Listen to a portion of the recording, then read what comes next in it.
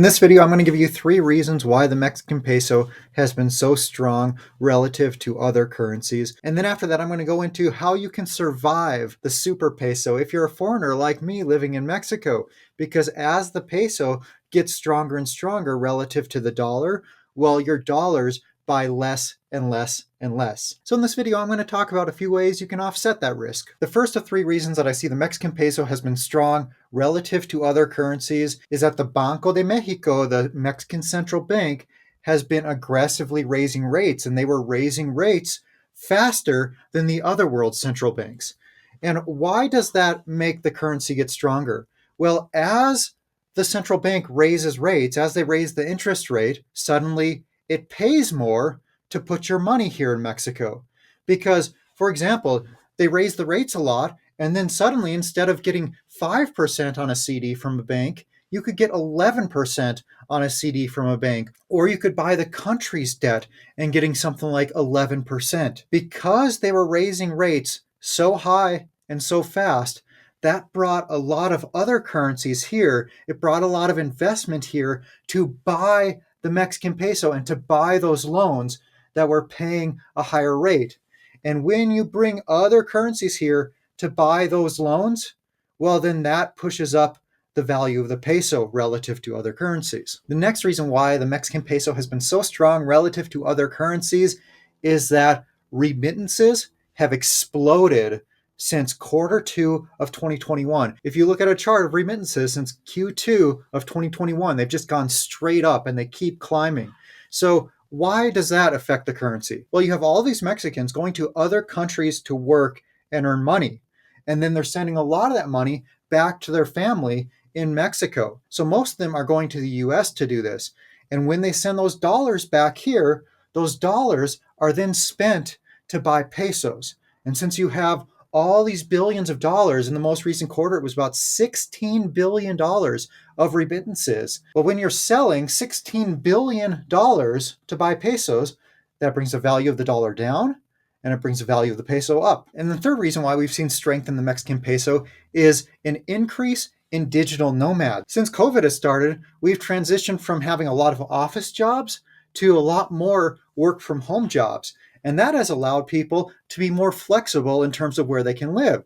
So you have a lot of people coming from the US to the Riviera Maya, for example. Tulum has been a very popular place for that. So with the increase in digital nomads, again, like remittances, comes more pressure on selling the dollar and more pressure on buying the peso. Because let's say you have 1 million people coming from the US to live in Mexico, and each one of those people is spending, let's say on average, $3,000 a month to pay their rent here, to pay their food, to pay their grocery bill, and all that.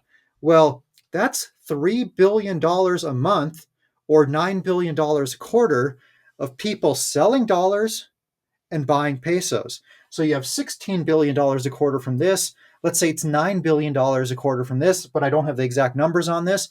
That's a lot of money selling dollars and buying pesos, which drives down the value of the dollar and drives up the value of the peso. And now let's talk a little bit about why this is such a big deal for foreigners living in Mexico. So if you live in Mexico and you earn some other currency and spend pesos, well, this is how it affects you. Let's say your expenses are 40,000 pesos per month. Well, in April 2020, that 40,000 pesos would cost you $1,600. But in March 2024, that same 40,000 pesos would cost you $2,400.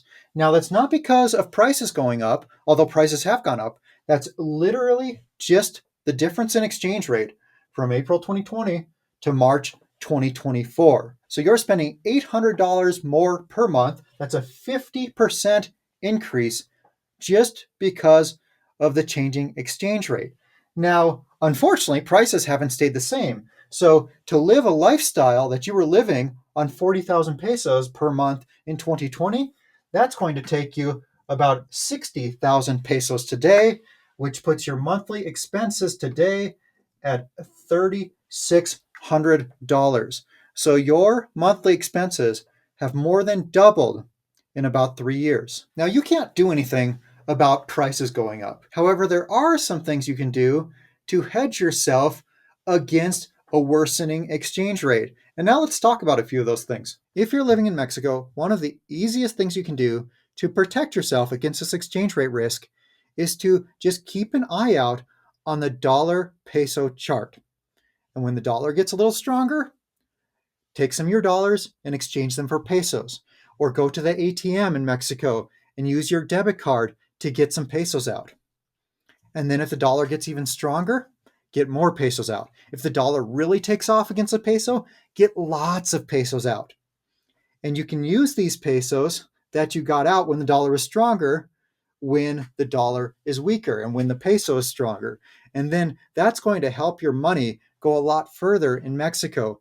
Now, don't try to pick the highs or anything like that. You're going to see people in Facebook groups saying that, oh, the dollar's going down for sure, or the dollar's going up for sure from here.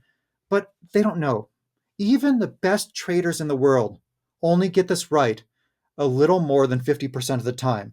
And they do this full time for a living. So don't think that you're going to know better than a 50-50 shot. So if the dollar gets a little bit stronger, take some pesos out. If it gets even stronger, convert some more dollars into pesos.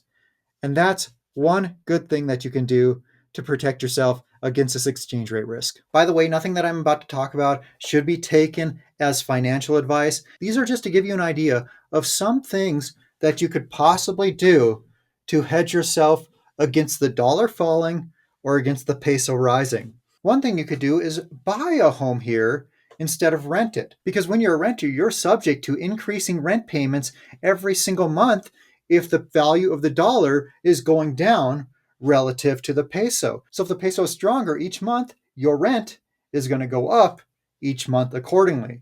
But if you buy your home instead of renting, well, that's one big expense that you no longer have to worry about each month. Now, this is absolutely not a recommendation to go out and buy a home in Mexico. I see reasons for it, and I see reasons against it. But this is one of the reasons in favor of buying a home here if you're planning to live here. The next thing you can do to protect yourself against a falling dollar is to buy international stocks. Because when you buy international stocks, these are companies that have operations in various parts around the world. So they have earnings in a lot of different currencies depending on the company. One of those that I like is the ETF VYMI. This is the Vanguard International Dividend Payer ETF. So it takes a lot of big companies from around the world, all outside of the US. So their earnings are in currencies other than dollars. So when the dollar goes down, the value of this ETF will go up. And since you're getting dividends from all of these different big companies around the world, well, then it's going to be a relatively safe cash flowing asset for you that's going to hedge against a falling dollar. And when you buy something like VYMI, that has a price to earnings ratio of 9.8 at the moment.